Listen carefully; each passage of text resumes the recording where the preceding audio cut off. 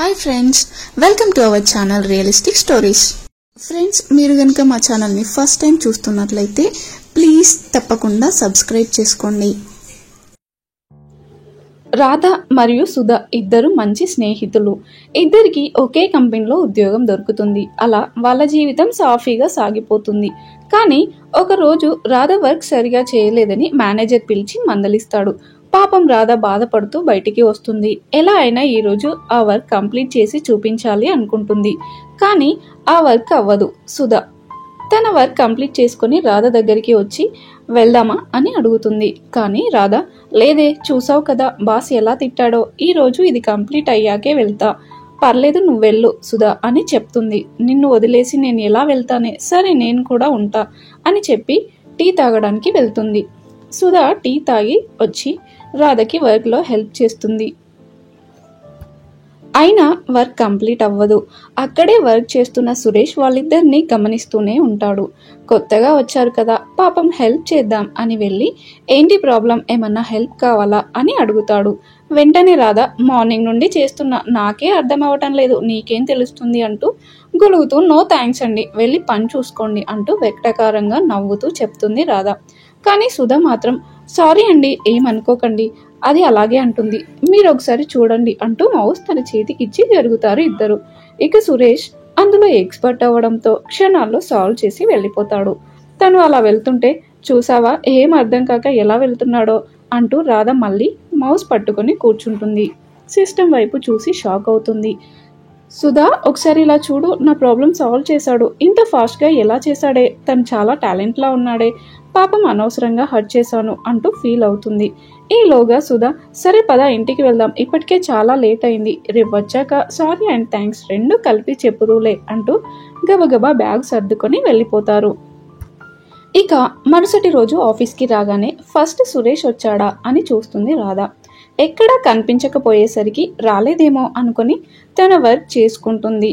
రాధ సుధకి కూడా కాస్త లేట్ అవ్వడంతో బాస్తో చివాట్లు తిని వచ్చి తన వర్క్ చేసుకుంటుంది. రోజు ఇలా లేట్గా వచ్చి తిట్లు తినే బదులు టైంకి రావచ్చు కదే నాలాగా అని నవ్వుతుంది రాధ. ఇక సుధ నీకేంటి, నువ్వు హాస్టల్లో ఉంటావు, టైంకి వండి పెడితే తింటావు, నాకు అలా కాదు కదా, వంట చేసి పిల్లలకి స్కూల్కి పంపించి మా వారికి బాక్స్ పెట్టి రావాలి అంటూ సర్ది చెప్పుకుంటుంది సుధ. సరే కానీ ఇంతకీ సురేష్కి సారీ చెప్పావా అని అడుగుతుంది సుధ. ఇక రాధ లేదే, తను ఇంకా రాలేదనుకుంటా, ఎక్కడ కనిపించలేదు, నేను వచ్చినప్పటి నుండి తన కోసమే చూస్తున్నా అని చెప్తుంది రాధ. ఈలోగా సురేష్ రావడాన్ని గమనించి అదిగో ఇప్పుడే వస్తున్నట్టున్నాడే, వెంటనే వెళ్ళి సారీ చెప్తా అంటూ అటుగా వెళ్తుంది. తనని చూసిన సురేష్ ఏంటి ఇలా వస్తున్నావు, ఏమైనా ప్రాబ్లమా అని అడుగుతాడు. అబ్బే అదేం లేదు, నిన్న మిమ్మల్ని తప్పుగా అర్థం చేసుకున్నా, ఏమైనా హర్ట్ చేసుంటే సారీ అండి, అండ్ నాకు హెల్ప్ చేసినందుకు థ్యాంక్స్ అని చెప్పి వెళ్ళిపోతుంది.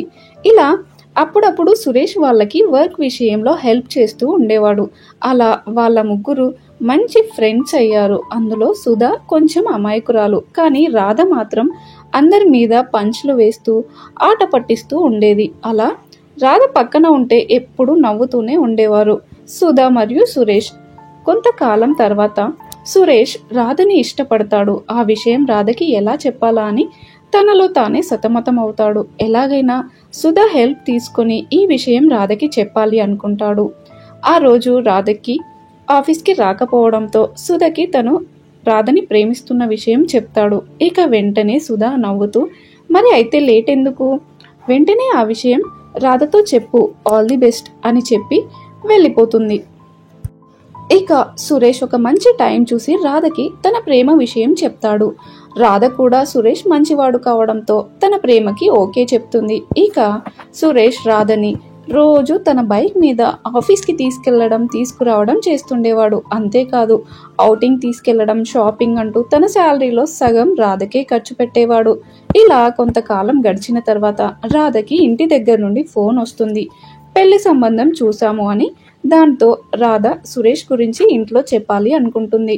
ఇలా ఫోన్లో కాదు, ఇంటికి వెళ్ళి చెప్దాము అనుకుంటుంది. ఆఫీస్లో సెలవు పెట్టి ఇంటికి వెళ్తుంది రాధ. సురేష్ గురించి చెప్పడానికి ధైర్యం సరిపోవడం లేదు, కానీ ఎలా అయినా చెప్పాలి అనుకుంటది. ఈలోగా వాళ్ళ నాన్న తను చూసిన సంబంధం గురించి రాధతో చెప్తాడు. అబ్బాయి ఫోటో చూపించి ఎలా ఉన్నాడు? మంచి సంబంధం. వాళ్ళ అమ్మ నాన్న ఊర్లో ఉంటారు. 20 ఎకరాల పొలం కూడా ఉంది. ఒక్కడే కొడుకు. ఆ అబ్బాయి అమెరికాలో ఉంటాడు. సాఫ్ట్వేర్ ఉద్యోగి. నెలకు లక్షల్లో జీతం. అంతేకాకుండా మీ మామకి బాగా తెలిసిన సంబంధం అంట. ఇంతకన్నా మంచి సంబంధం మళ్ళీ వస్తుందో లేదో. పైగా కట్నం ఏమీ అవసరం లేదంట. ఏమీ ఆలోచించకుండా పెళ్లికి ఒప్పుకో తల్లి అంటూ రాధకి సంబంధం గురించి చెప్తాడు వాళ్ళ నాన్న. అన్నీ వింటూ ఏమీ మాట్లాడకుండా ఆలోచించుకొని చెప్తా నాన్న, నాకు కొంచెం టైం కావాలి అని రూమ్లోకి వెళ్ళి ఏం చేయాలా అని ఆలోచిస్తుంది. ఇప్పుడు సురేష్ గురించి ఇంట్లో చెప్పినా ఏం ప్రయోజనం ఉండదు. నాన్న అస్సలు ఒప్పుకోడు. నేను సురేష్ని ప్రేమించకుండా ఉండాల్సింది. ఇప్పుడు ఎలాగైనా సురేష్ని దూరం పెట్టాలి అనుకుంటది. ఆస్తి కూడా బాగానే ఉంది. అంతేకాకుండా అమెరికా సంబంధం. నో చెప్పాలి అనిపించట్లేదు. ఏం చేయాలి? నేను ఆలోచించుకొని చెప్తానన్నా అని ఇంట్లో చెప్పి తిరిగి హాస్టల్కి వెళ్తుంది. జరిగిందంతా సుధకి చెప్తుంది. సరే ఇప్పుడు ఏం చేద్దాం అనుకుంటున్నవే అని సుధ రాధని అడుగుతుంది. ఇంకేముందే, సురేష్ని నాన్న ఒప్పుకోడు. వాళ్ళది మాది సేమ్ క్యాస్ట్ కాదు. నాన్నని కాదని నేను సురేష్ని పెళ్లి చేసుకోలేను అని చెప్పగానే, ఏం మాట్లాడుతున్నావే? ఇలా సడన్గా మారితే ఎలా? సురేష్ ఏమైపోతాడే? నిన్ను ఎంత ప్రేమిస్తున్నాడో తెలుసు కదా. నువ్వు లేకుండా ఉండలేడే. అలా మాట్లాడకు. ముందు సురేష్ గురించి ఇంట్లో చెప్పు అని సుధ అంటుంది. వెంటనే రాధ, అది కాదే, మా నాన్న గురించి నాకు బాగా తెలుసు. ఒప్పుకోడు. ఈ విషయం తెలిస్తే నన్ను చంపేస్తాడు అంటుంది. ఇక సుధ, అదేంటే ఇన్ని రోజులు సురేష్తో తిరిగినప్పుడు ఒక్కసారి కూడా మీ నాన్న గుర్తు రాలేదా? పెళ్లి అనేసరికే గుర్తొస్తున్నాడా? అయినా తప్పు నాదే. సురేష్ నిన్ను ప్రేమిస్తున్న విషయం నీకంటే ముందు నాకే చెప్పాడే. నేను అప్పుడే సురేష్కి వద్దు అని చెప్పాల్సింది. అది ఎప్పుడు బెటర్ ఆప్షన్ని చూసుకుంటుంది అని చెప్పాల్సింది. కానీ పెళ్లి విషయంలో అలా ఆలోచించవు అనుకున్నానే. నువ్వు ఇలా చేస్తావు అనుకోలేదని సుధ సురేష్ గురించి బాధపడుతుంది. నువ్వు ఎన్నైనా చెప్పు సుధా, నేను ఎలా అయినా సురేష్కి బ్రేకప్ చెప్పాలి అనుకుంటున్నా అని అనగానే, ఇలా సురేష్ని మోసం చేయడం తప్పే. అలా చేయొద్దు. తను చాలా మంచివాడు. అలాంటి వాడు నీకు దొరకడు అని సుధ ఎంత చెప్పడానికి ట్రై చేస్తున్నా రాధ ఏం పట్టనట్టు ఉంటుంది. సుధా, ఈ విషయం గురించి సురేష్కి నువ్వు చెప్తావా, నన్ను చెప్పమంటావా అని అడుగుతుంది రాధ సుధని. నువ్వు చెప్తే సురేష్ తట్టుకోలేడే. నేనే టైం చూసుకొని ఏదో ఒకటి చెప్తాలే అని చెప్పి వెళ్ళిపోతుంది సుధ. ఇక సుధ వెళ్ళిపోగానే రాధ వాళ్ళ నాన్నకి ఫోన్ చేసి, నాకు ఈ పెళ్లి ఇష్టమే నాన్న, మీరు ఎవరిని చెప్తే వాళ్ళని పెళ్లి చేసుకుంటా అని చెప్పి ఫోన్ పెట్టేస్తుంది. రాధ హాస్టల్కి వచ్చిందని సురేష్కి తెలిసి కాల్ చేస్తూ ఉంటాడు. కానీ రాధ తన కాల్ లిఫ్ట్ చేయదు. అంతేకాకుండా తనని బ్లాక్ లిస్ట్లో పెడుతుంది. సురేష్కి ఏమీ అర్థం కాక సుధకి కాల్ చేసి ఏమైంది రాధకి అని అడుగుతాడు. ఇక సుధకి ఏం చెప్పాలో తెలియక జరిగింది చెప్పేస్తుంది. అది తెలుసుకున్న సురేష్ మనసు ముక్కలవుతుంది. తను ప్రామాణంగా ప్రేమించిన మనిషి ఇలా చేస్తుందని కలలో కూడా అనుకోలేదు అంటూ రాధ కోసం పిచ్చోడిలా ఆలోచిస్తూ తాగుడికి బానిస అవుతాడు. ఇలా కొంతమంది అమ్మాయిలు టైం పాస్కి ప్రేమించి చివరికి ఫారిన్ సంబంధం రాగానే ఇంకో ఆలోచన లేకుండా ప్రేమించిన వాళ్ళని మోసం చేసి వెళ్ళిపోతారు. ఇలాంటి మరిన్ని ఇంట్రెస్టింగ్ స్టోరీస్ కోసం మన ఛానల్ని తప్పకుండా సబ్స్క్రైబ్ చేసుకోండి.